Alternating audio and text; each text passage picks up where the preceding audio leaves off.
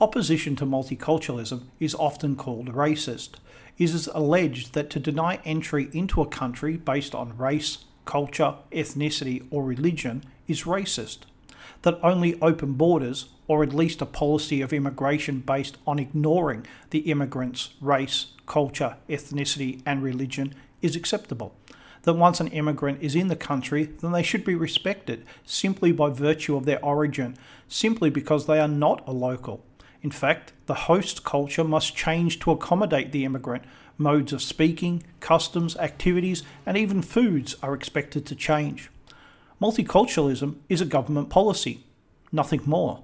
Just as opposing a tax policy doesn't automatically mean you oppose all taxation, you might, but you might not. It's not automatic. The same applies to every government policy, including multiculturalism. There are a host of assumptions that are ignored by those who push multiculturalism: a distinct people or no distinct people. The idea that each nation in the world consists of a distinct people is ignored or denied, that there is no distinct American people, no distinct Australian people, no distinct Iraqi people. But of course, anyone who has met one of these peoples knows they are distinct. Of course, there are similarities, but there are also differences, and it is our differences that define us, not our similarities. These peoples and every other peoples have a shared culture, a shared history and heritage unique to them. But multiculturalism says that there's no distinct people. Everyone is the same and interchangeable.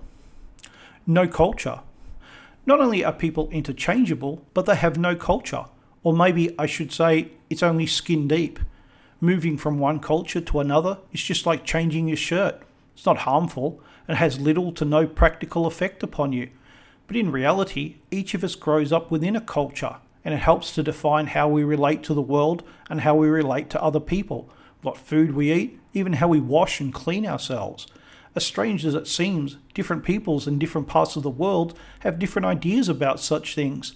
You might even say distinct things that define them. And every people have their own culture. There is no such thing as a people with no culture. If going to the opera every week is something your people do, that is part of your culture. If burning down opera houses is something your people do, then that is part of your culture. Compatibility and social cohesion. As nations have unique and distinct experiences and cultures, that means that these different people will see life differently.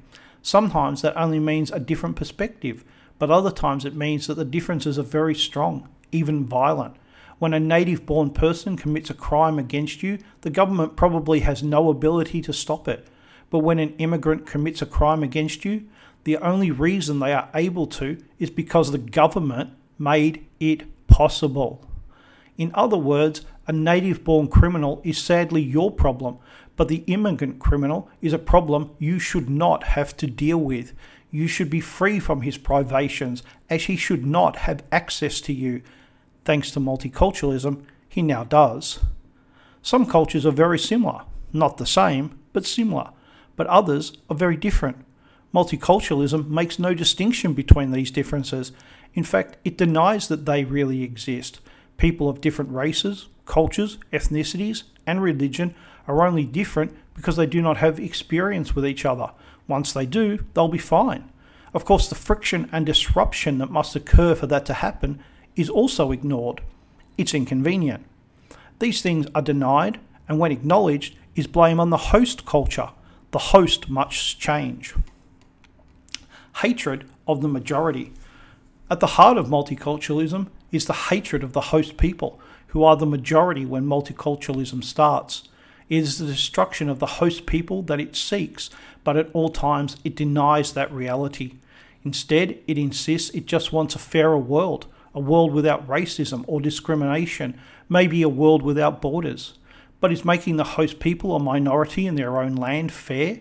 Is discriminating against the host people in favour of immigrants really eliminating racism or ending discrimination? The answer to both is no.